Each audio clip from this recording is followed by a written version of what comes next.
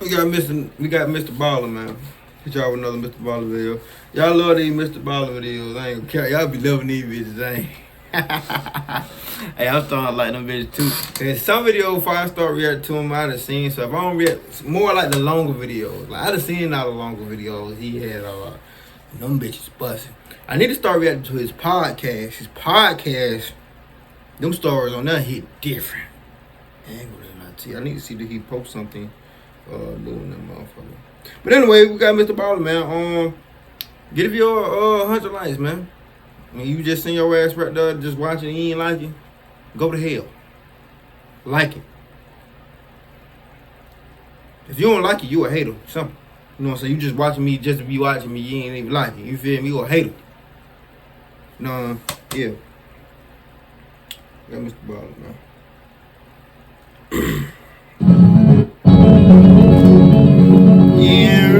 In June of 2018, 18-year-old straight-A student Tyler Turner graduated from his high school in Central California. In the fall of that year, he was scheduled to go to the University of California, Marquette with a full scholarship. He planned to study biochemical engineering because he was born with cerebral palsy and wanted to help other people with the condition. In August of that year, one of Tyler's friends said they wanted to go skydiving to celebrate their birthday. Tyler was nervous about it, but he had never done it before and figured, you know what, it'll be fun, I'll do it. You know what? Skydiving and the rope with the long, I forgot what they call that shit. With the rope you hold, they attach you to a rope and then you can go all the way. I think it's called parasailing. I think that's what it's called. Don't get me wrong. I want to do that too. That's on my bucket list. But I'm kind of scared to goddamn go skydive. I ain't going to lie to you. Boy. His mother, Francine, who was very close with her son, was very nervous about her son jumping out of a plane, and so she asked if she could tag along to provide moral support and maybe take some pictures, and he said that was fine. So on the 6th of the month, Tyler and his mother hopped in the car and drove over an hour north to the Lodi Parachute Center, where they met up with Tyler's other 3 friends. They were all very nervous, but very excited. So the group went inside the main building, and Tyler went up to the counter, and he paid $100 for a single tandem jump from 13,000 feet. A tandem jump is when 2 people jump together under one parachute.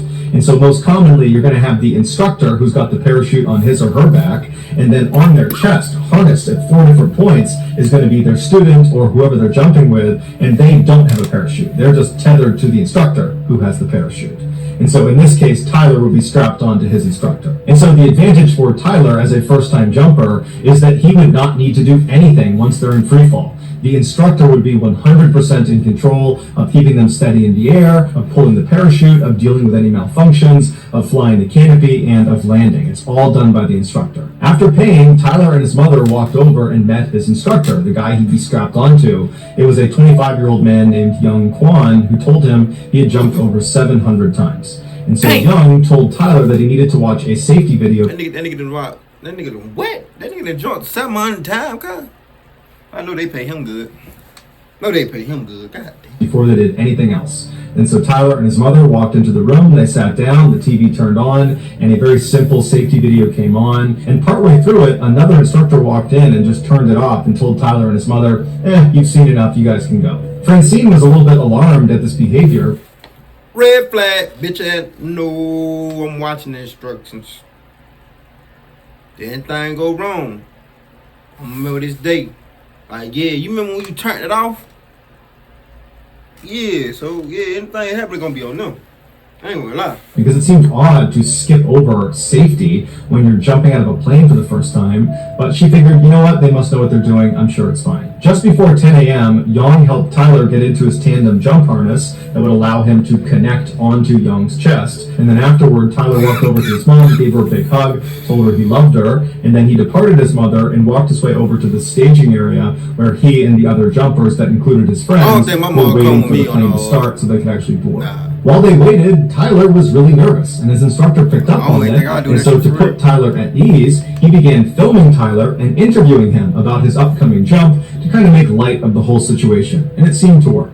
My name is Tyler Turner. What do I do here? I am going to jump out of a plane. He look nervous to the bitch. He look nervous as hell. Hello, very loving mom. Don't walk with me in my life.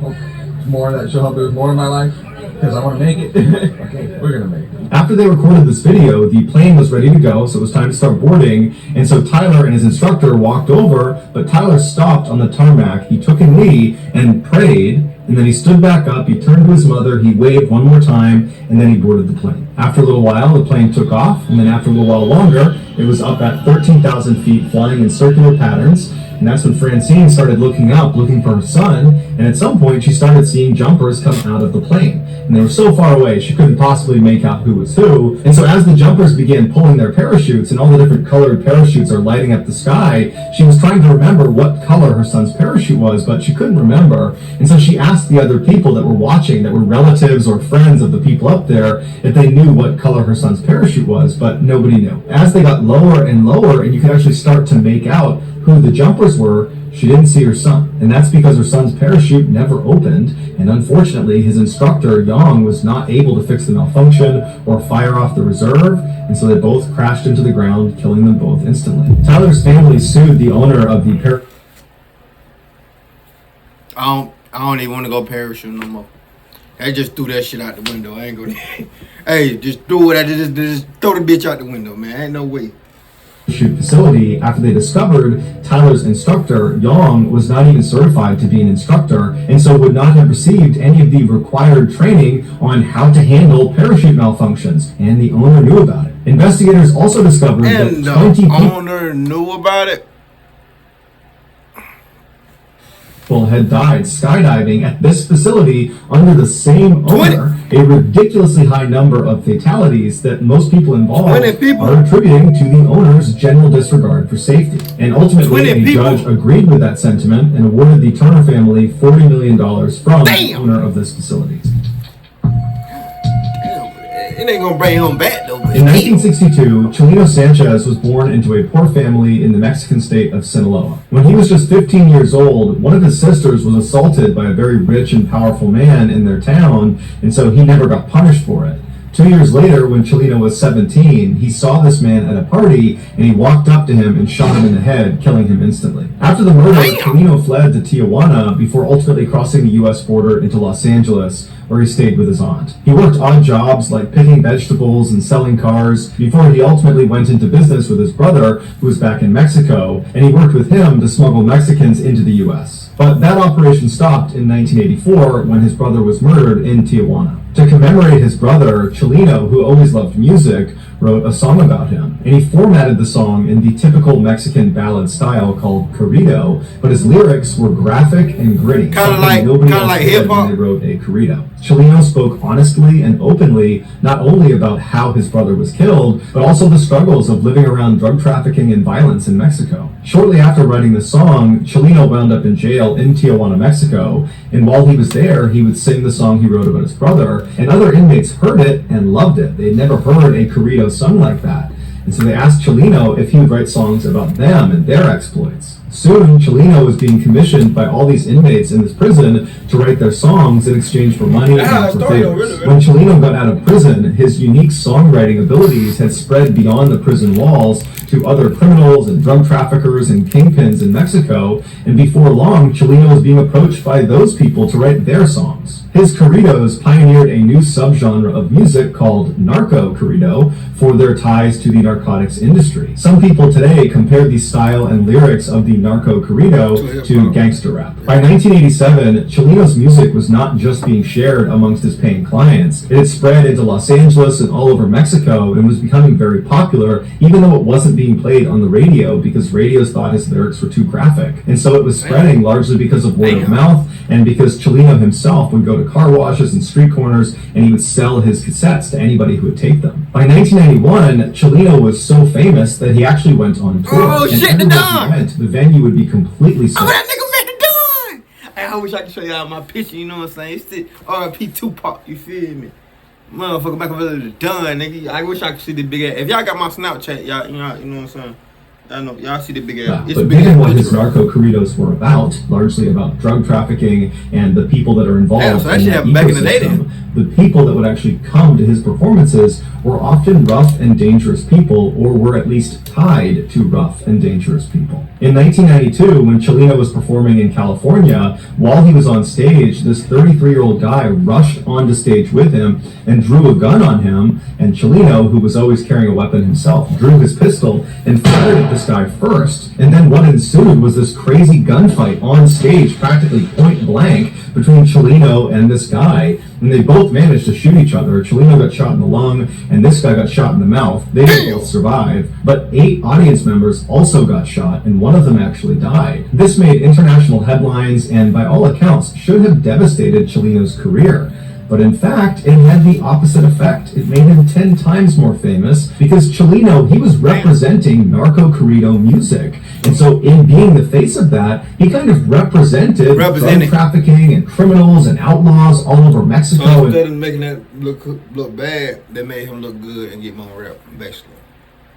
In the United States, and so he was kind of representing a very tough group of people. And so for him to have stood his ground on stage and shot first at this guy coming to attack him, it made him look brave. It made him look like a warrior. I had never heard no shit. It validated him as the right person to be the face of narco-corridos. But Chalino also understood that this probably was not the last time that someone was going to try to hurt him. That in virtue of being the face of narco culture, there's bound to be people that are very violent that don't like him, and they might come after him too. And so he actually told his inner circle that he thought his days were numbered, that at some point someone was going to kill him. 4 months after the shootout, Chalino was back home in Sinaloa, Mexico, performing at a concert that his friends had told him he shouldn't do because he had lots of enemies in his hometown. But Chalino really wanted to do it. He got into the venue, he got on stage, his band was getting ready, thousands of people were coming into the audience, and before the show started, somebody handed him a note. And so Chalino takes the note, he's smiling, he's kind of looking around at the crowd, and then he looks down at the note and he reads it, and right away his expression completely changes.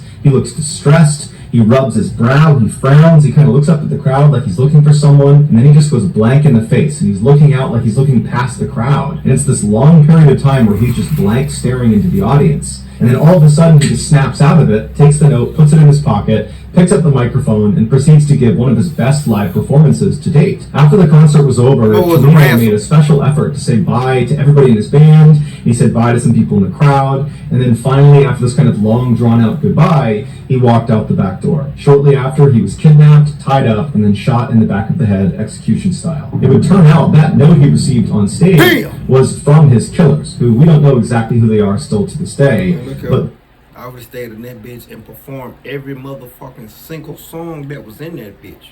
Every single song that I had, I would have performed.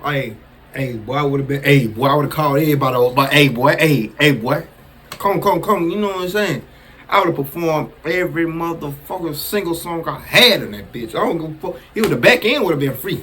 At that point, hey, the rest of the songs I would have just been singing just to be singing just to make everybody happy. I ain't gonna tell all my folks got them. You got to talk, nigga. Note said, after this performance, we're going to kill you. And so that was the reason Chalino was so distressed, because whoever it was, he obviously understood it was a credible threat. But instead of panicking, he just decided he would give an amazing performance and then face his destiny. And so when he went outside, he knew he was going to get murdered. And he did. Here is the moment Chalino was handed that note on stage, informing him he had been marked for death.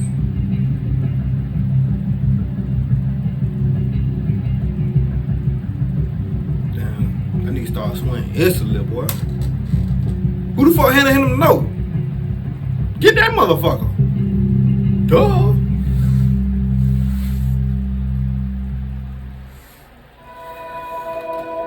Damn, that fucked up though. I ain't never heard no shit like that. Hey man, D-A-I-D air, bro. Go back ass on. Dead hang.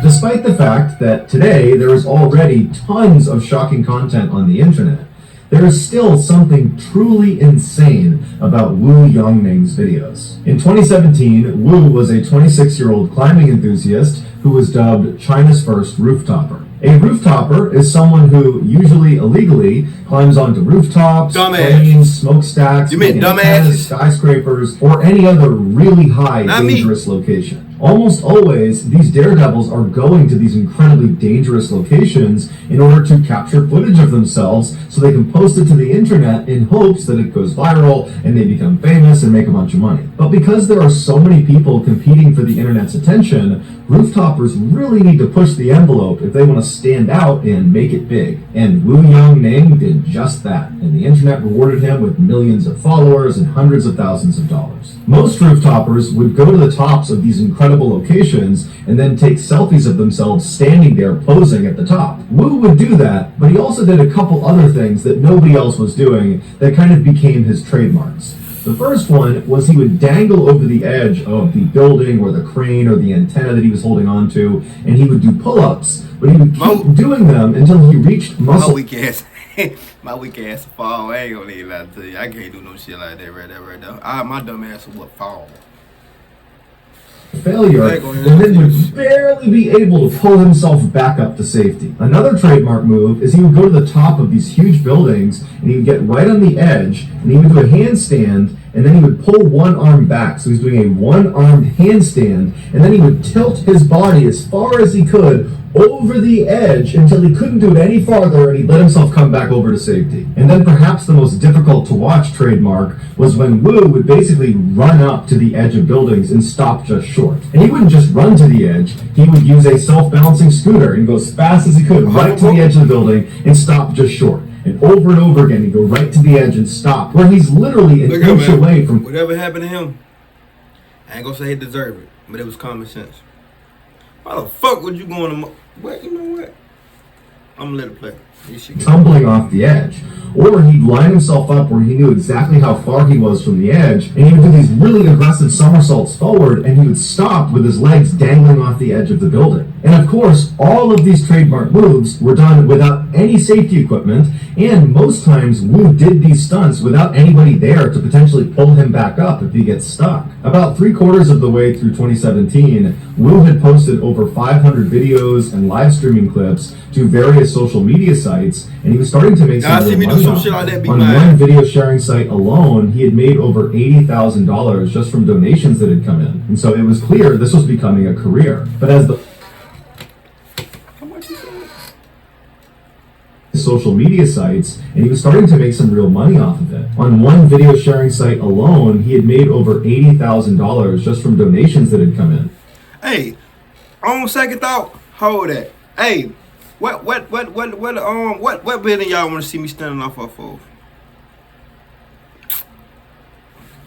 Dead ass serious. And so it was clear this was becoming a career. But as the money and the fame were coming into Wu, he started to realize that in order for him to stay on top and keep earning at this level, he would need to continuously outperform his last big stunt. And already he was brushing up against death on virtually every video he took. In early November of that year, Wu heard about a competition that was offering $15,000 to its winner. The details of this competition are hazy at best, but from the sounds of it, it was a viral video competition. Make the most viral video and you win the prize. This competition served as motivation for Wu to finally attempt his craziest stunt yet. He figured if he had the footage of this particular stunt, he was sure to win this competition, and with the prize money, he could pay for his wedding and cover his mother's medical expenses. And so on November 8th, Wu traveled to the Huaiyan International Center in central China. This massive 62-story skyscraper would be the tallest building Wu had ever performed a stunt on. The public was only able to get up to the 44th floor,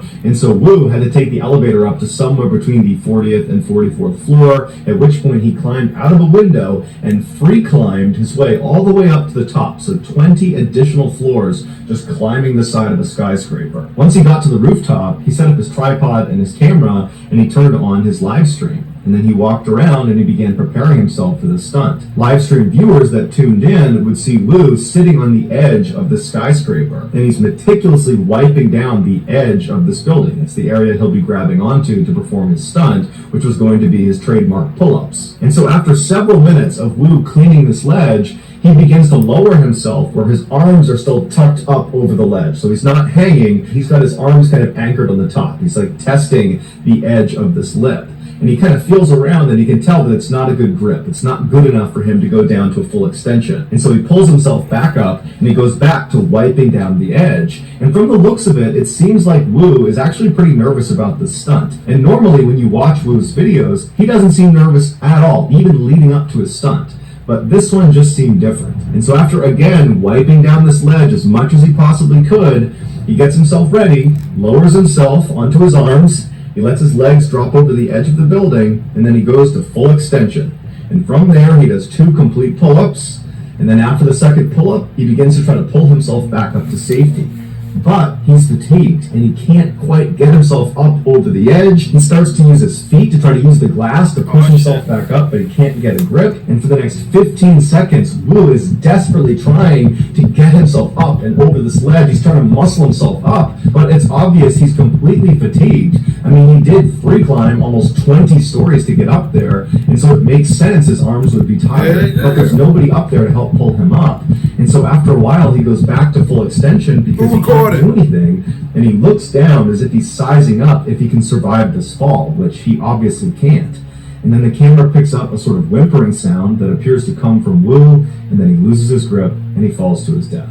Here is a segment of his final video. I seen that one coming. I ain't gonna lie to you. I seen that shit that coming.